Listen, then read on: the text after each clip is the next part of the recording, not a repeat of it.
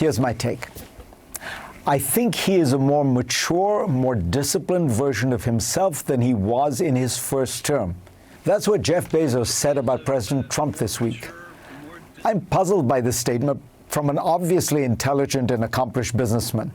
I look at Trump's second term and I see the ham-handed efforts to annex Greenland and Canada, massive tariff hikes on most of the world, a cruel immigration crackdown that was both lawless and ineffective, and the sudden launching of a war without UN sanction, congressional consultation, or any clear strategy.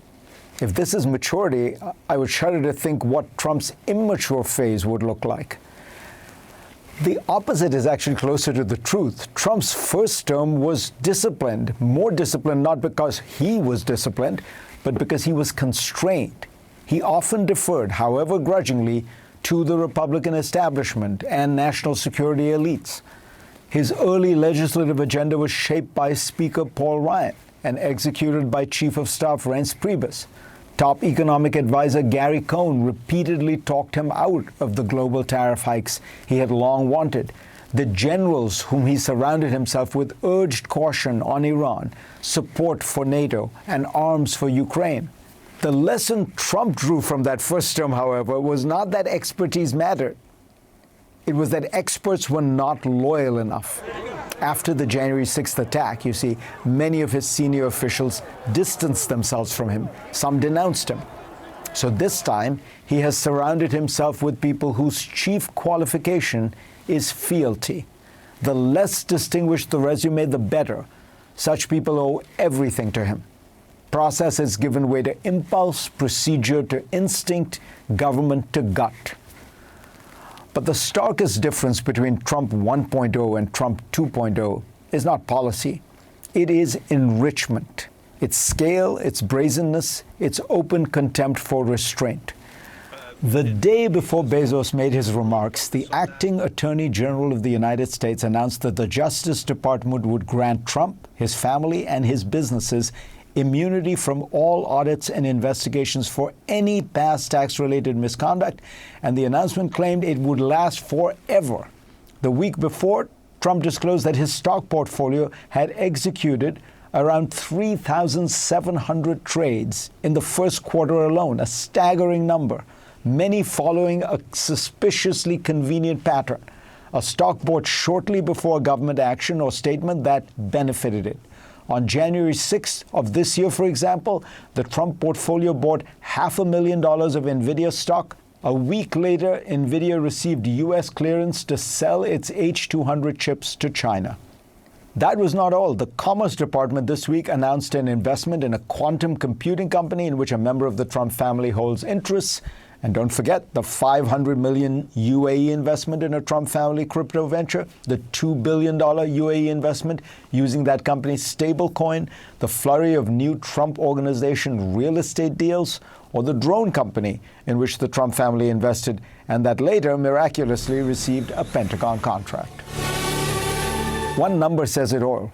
Reuters calculates that from the first half of 2024 to the first half of 2025, the Trump Organization's income rose from $51 million to $864 million.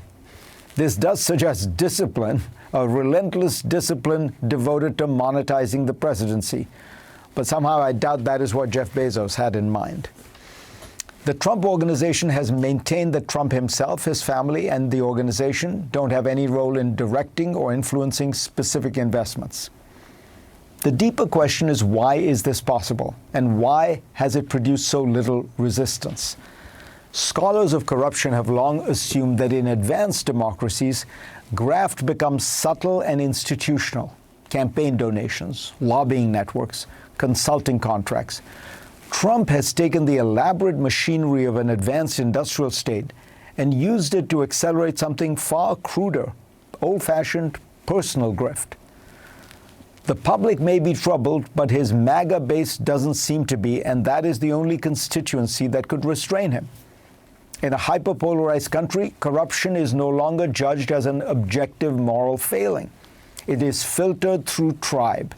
If our side does it, it's either fake news, clever politics, or totally justified revenge. This reveals a deeper weakness in the American system. The Founding Fathers built a magnificent constitutional framework, but it rested on an assumption that they did not spell out, that public officials would retain some shared commitment to unwritten civic norms. Madison's design, ambition must be made to counteract ambition, assumed that Congress would jealously guard its powers against the executive.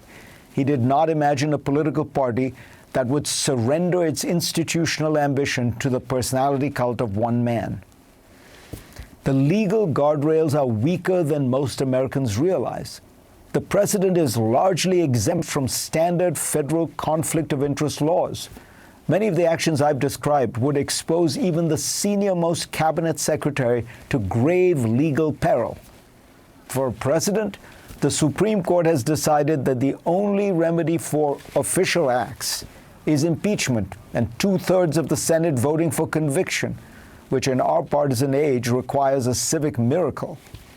The mature response to these travesties is not revenge, but a restoration of the rule of law. After Trump, the urgent task for the American Republic will be to turn norms into statutes, curtail the ethical immunities of the presidency, and find legal ways to ensure that the highest public office in the world can never again become a platform for family business. About 6 in 10 Americans disapprove of President Trump's handling of the Iran war, and the president's own approval ratings have hit the lowest point in his second term, according to a CNN poll of polls. Yet there are few signs that President Trump is fundamentally changing course. Why? Joining me now to discuss all of this is Nate Cohn. He is the chief political analyst at the New York Times, and he writes the excellent newsletter, The Tilt. Trump is a very shrewd political actor, and he's particularly sensitive, people often say, to two things, the stock market and polls. And certainly in the first term, I felt like you could tell that. What I've been struck by the second term, Nate, is whether you look at the ICE issue, whether you look at, the war, he seems a little less concerned about that. He seems to be, I don't know, my theory is that he's decided that if your base stays with you, you're going to be fine, or something like that.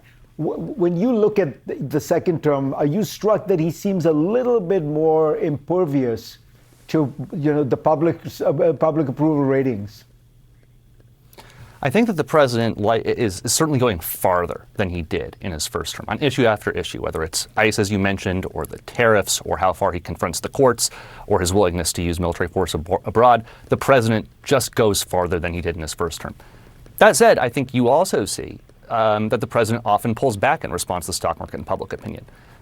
He de-escalated tariffs after Liberation Day. He backed down from a confrontation with the courts over Kilmar Abrego Garcia. He did pull out of Minneapolis in the end. Even in Iran, I think you can see signs that public opinion weighs on his decision. He seems to want a way out of this. He's reassured the public at every step that the war is going to end soon, that we've accomplished our objectives, that Iran wants a deal.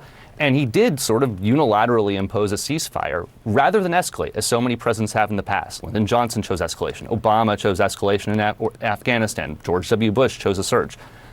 Donald Trump hasn't made that decision yet, and there were escalatory options like seizing Carg Island, which was discussed in the media. So I think you can still see signs that the president feels constrained by public opinion, even if, unlike his first term, he goes so far that he seems to pay a greater political price before pulling back.